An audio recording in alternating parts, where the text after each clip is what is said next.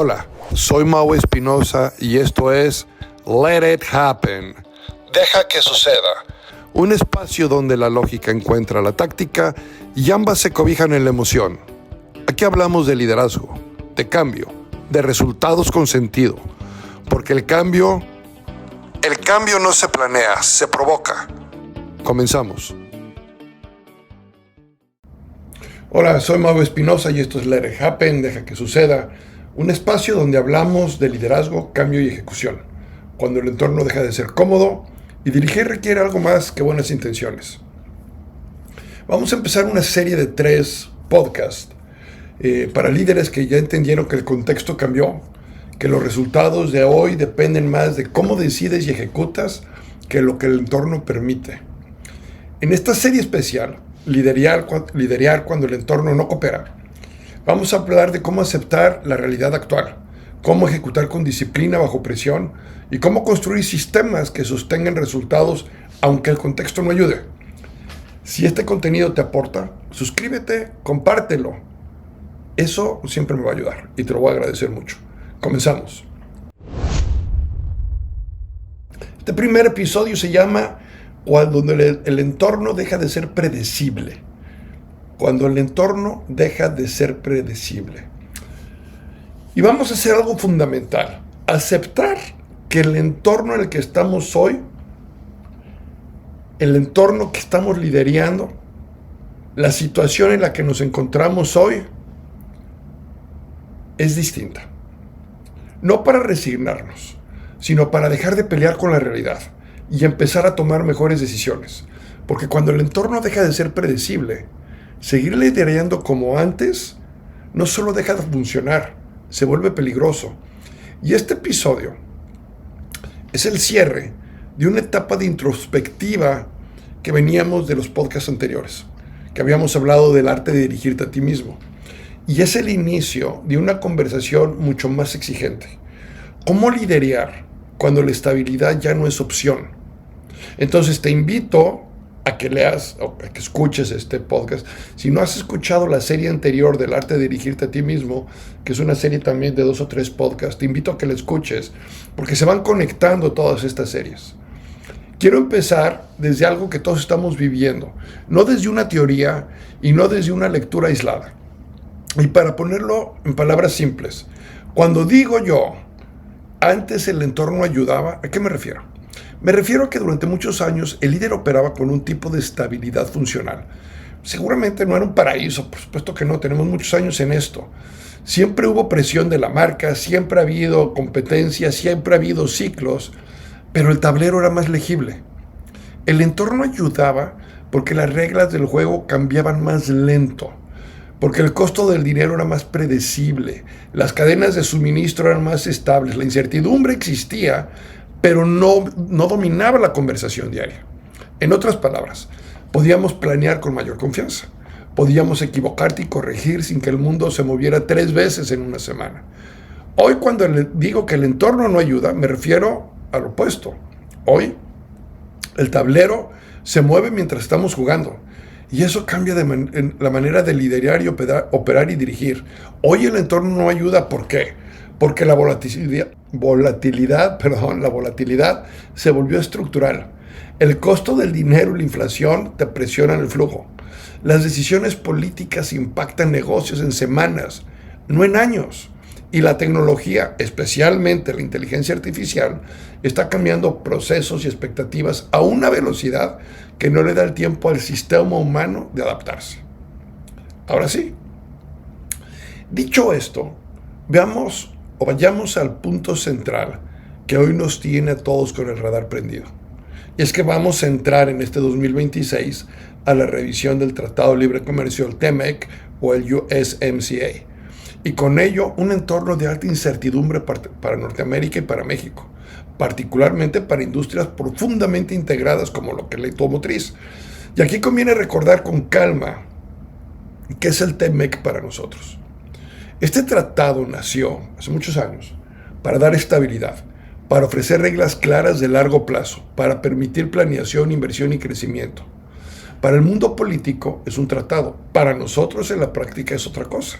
Es un marco que sostiene integración, costos, proveeduría, producción, logística y por consecuencia termina teniendo un impacto en nuestros inventarios, precios y nuestra demanda. Hoy, ese mismo tratado se enfrenta a un escenario político-económico geoestratégico, mucho más volátil.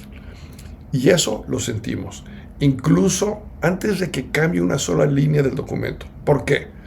Porque la incertidumbre que estamos viviendo hoy en día frena decisiones.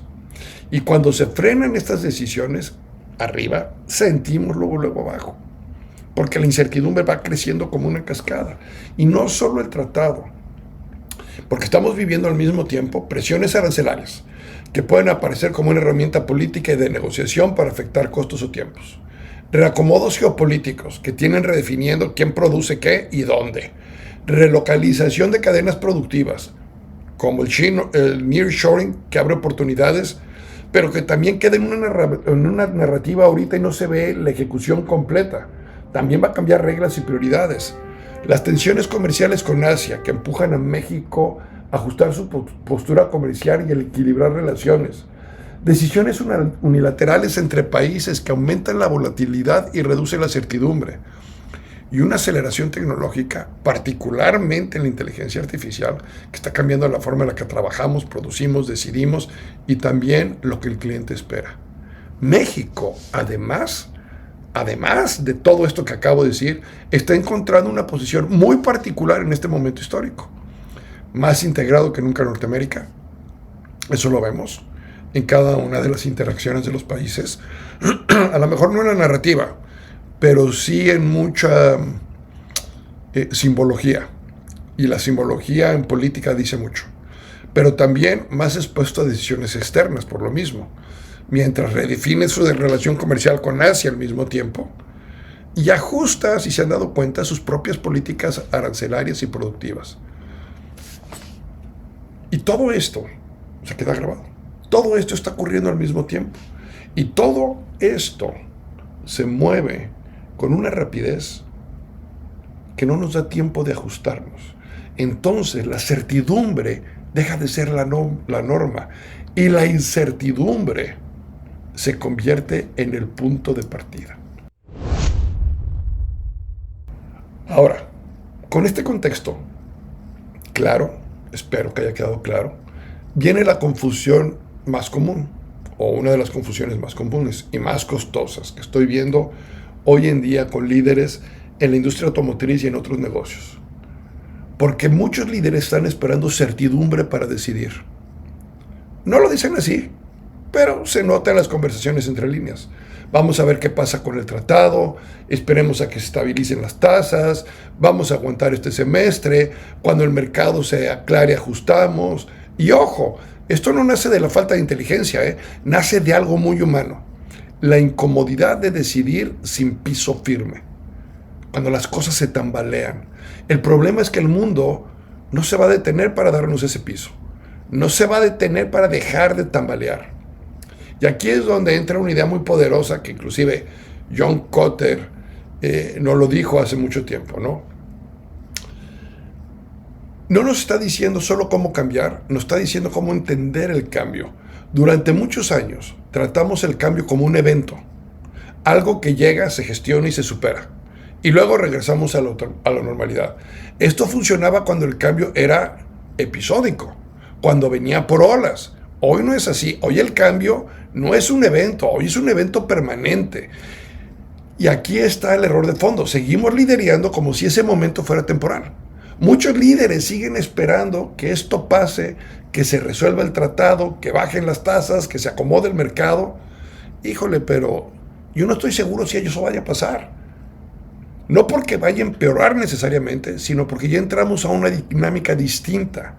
Cuando lidereas como si el cambio fuera temporal, postergas decisiones estructurales, mantienes procesos que ya no sirven y le mandas un mensaje muy claro a tu equipo. Esperen, tranquilos. Y aquí aparece la segunda parte de la confusión. Culpar al entorno por la falta de ejecución. El problema es el mercado, el problema es la marca, el problema es la economía, el problema son los chinos, el problema son estos. Sí, por supuesto que el entorno pesa, pero cuando el entorno se convierte en la explicación permanente, la ejecución, la ejecución se vuelve opcional. Y aquí es donde conectamos con otra idea clave si nos ponemos un poquito técnicos. Durante muchos años planeamos con modelos predictivos, forecast, presupuestos, proyecciones. Y eso tiene sentido cuando el entorno es estable. Cuando las variables se mueven lento y la relación causa-efecto es clara, hay que liderar no de forma lineal. Esos modelos ya fallan. No porque estén mal hechos, sino porque están diseñados para otro tipo de mundo. Por eso hoy vemos esto, organizaciones que hacen planes muy armados y se frustran porque la realidad no coopera. Entonces reaccionan, ajustan sobre la marcha, apagan fuegos y reaccionar no es liderar. Y se convirtió en la norma. Entonces hay que planear bajo escenarios. Hay que voltear a ver los escenarios y traer ese futuro al presente. Muchos líderes siguen planeando como si el entorno fuera predecible. Eso es nostalgia. Nostalgia por un mundo donde el plan mandaba y la realidad se acomodaba. Hoy es al revés. La realidad manda. El liderazgo se mide por cómo decides dentro de esa realidad, no por cuánto la puedes predecir. Aplicado a tu negocio, esto es muy concreto. No se trata de dejar de planear, se trata de planear distinto, de dejar de esperar esa certidumbre para poder ejecutar, sino de determinar hacia dónde queremos ir a pesar del entorno en el que estamos viviendo. O sea, no necesitamos atinarle al escenario que va a venir, pero sí necesitamos saber qué es lo que sí podemos hacer, lo que sí podemos controlar, lo que sí podemos hacer y dejar de paralizarnos en esa ejecución que hoy nos detiene. Entonces, quiero detenerme en algo muy importante, porque aquí es donde muchos líderes se quedan atorados sin darse cuenta. Todo proceso de cambio, personal, organizacional o de mercado, pasa por etapas. No es teoría bonita, es comportamiento humano y observable. Normalmente empezamos por la incertidumbre, no saber qué va a pasar, no tener todas las respuestas, sentir que el piso se mueve. Después viene la resistencia, defender lo que conocemos, cuestionar lo nuevo, decir esto no puede durar tanto.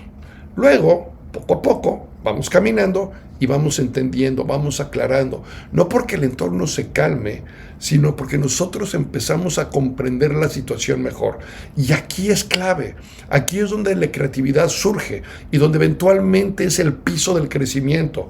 El problema no es sentir incertidumbre, eso es normal, eso es humano. El problema es quedarnos atrapados en esa incertidumbre. Hoy veo muchas organizaciones liderando desde esta incertidumbre, reaccionando en lugar de decidir, apagando fuegos en lugar de rediseñar procesos, defendiendo el pasado porque fue cómodo, postergando conversaciones incómodas. Este es de los más importantes. Y hay conversaciones que son muy incómodas porque hay gente en tu equipo que quiere seguir haciendo las cosas como tradicionalmente las hacía y hoy no podemos trabajar así. Hoy requerimos algo distinto. Liderar desde la incertidumbre se siente activo, pero normalmente es reactivo. Cuando estás atrapado en esta incertidumbre constante, cambias de rumbo, ajustas sin criterio claro, confundes movimiento con avance y confundes a tu equipo de forma impresionante. Por eso, el liderazgo actual exige algo distinto, aceptar el entorno como es ahora, no como nos gustaría que fuera. Y eso es importante, aclarando bien que la aceptación no es resignación. Aceptar no significa rendirse, significa de pelear con la realidad para empezar a trabajar con ella. Cuando el líder acepta este entorno, deja de esperar que alguien arregle el contexto, deja de justificar la falta de resultados y empieza a hacer, fíjense bien, empieza a hacer mejores preguntas en cada una de las reuniones. Preguntas como: ¿qué sí depende de nosotros hoy? No mañana, no la próxima semana, hoy. ¿Qué sí podemos hacer hoy? ¿Cómo podemos empezar a hacer algo distinto hoy? ¿Qué decisiones ya no pueden esperar? Las tengo que tomar. ¿Qué plática complicada debo tener hoy? ¿Qué cambios tengo que hacer hoy? ¿Qué comportamientos tenemos que cambiar ya? Comportamientos. No estoy hablando del plan, no estoy hablando del proceso, estoy hablando del comportamiento. Y aquí ocurre algo bien interesante. Cuando pasas de incertidumbre a aceptación, la energía cambia, la conversación cambia, el equipo deja de hablar solo de riesgos y empieza a hablar de opciones. Y ahí es donde empieza la creatividad real. No la creatividad idealista, sino la creatividad práctica. con esto que tenemos, ¿sí podemos hacer algo mejor o no? Es decir, mientras el equipo está atrapado en la incertidumbre, todo se siente pesado, todo se discute, todo se posterga.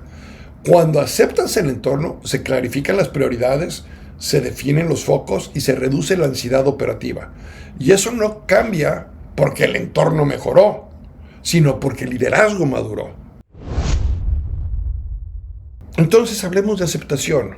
Hay que entrar a un tema que a muchos líderes les incomoda porque toca una creencia muy arraigada.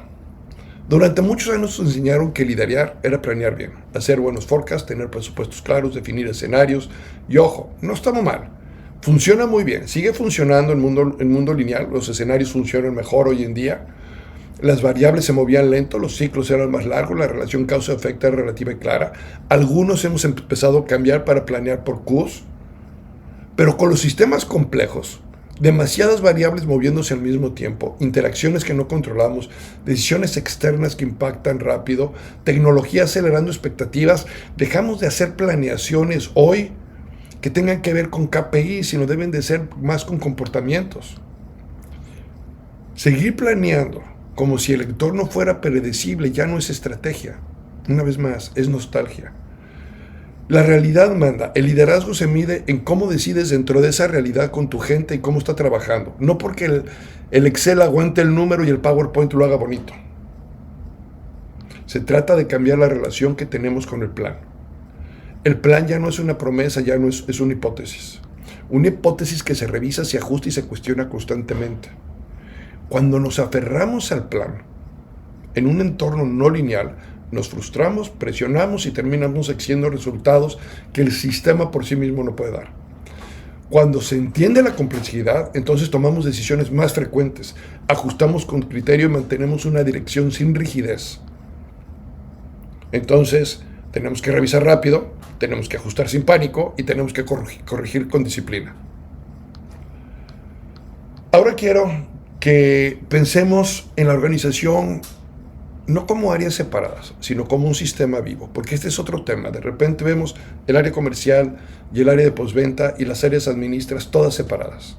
Porque uno de los errores más comunes es creer que los problemas grandes llegan de golpe, que todo está bien y al día siguiente todo está mal. Eso casi nunca pasa, ¿eh? Hay un libro que se llama Meltdown de Chris Clearfield que explica algo que para mí es brutalmente claro. Los sistemas complejos no colapsan por un error visible. Colapsan por muchas pequeñas decisiones que no estaban alineadas entre sí. Decisiones que vistas de forma aislada parecen razonables, pero juntas empiezan a desgastar el sistema.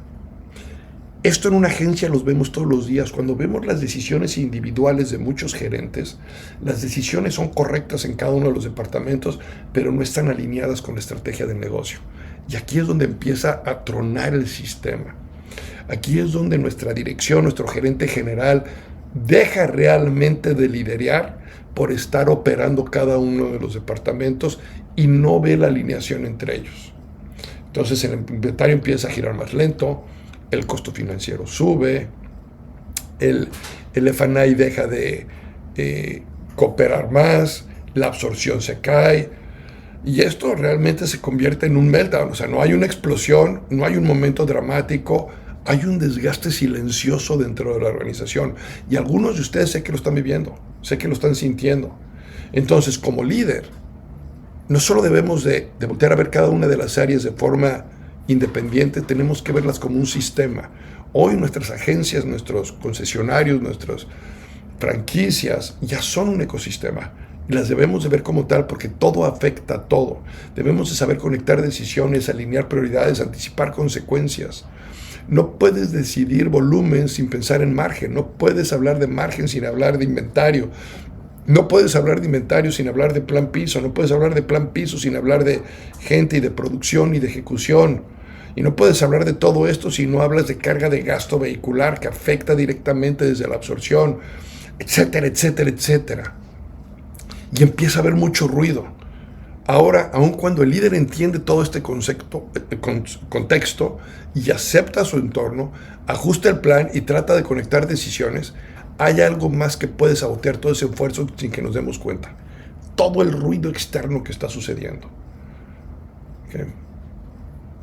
Ese ruido profundo. Daniel Kahneman explican que el ruido es la variabilidad necesaria en las decisiones. Es decir, cuando dos personas o incluso la misma persona en momentos difíciles toman decisiones diferentes en el mismo escenario sin una razón estructural clara.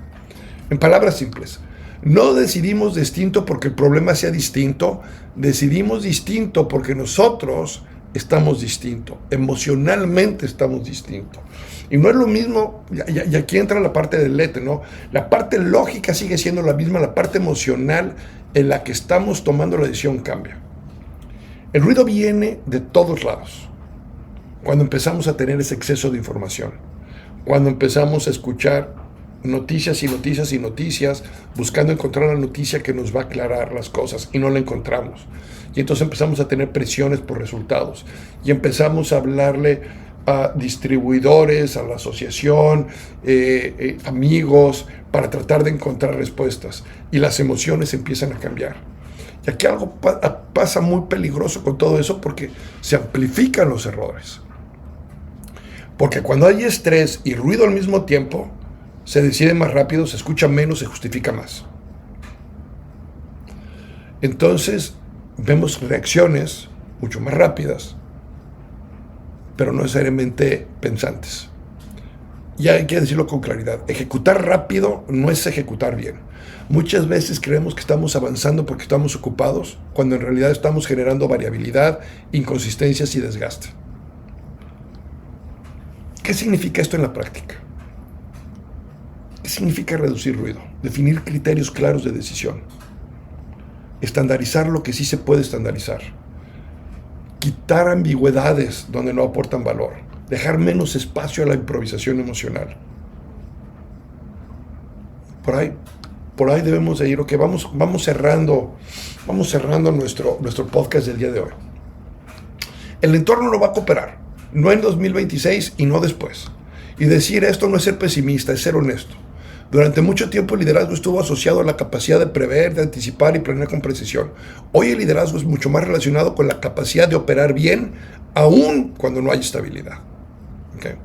No controlamos nosotros ni la geopolítica, ni los tratados comerciales, ni las tasas de interés, ni la velocidad con la que cambia la tecnología. Lo que sí controlamos es cómo tomamos decisiones. Cómo conectas las decisiones de tu equipo, cómo reduces el ruido que tiene tu equipo y cómo alineas a tu gente para ejecutar. Aceptar el entorno no significa rendirse. Aceptar el entorno significa dejar de gastar energía peleando con una realidad que ya no es y empezar a usar esa energía para aceptar y construir tu capacidad interna.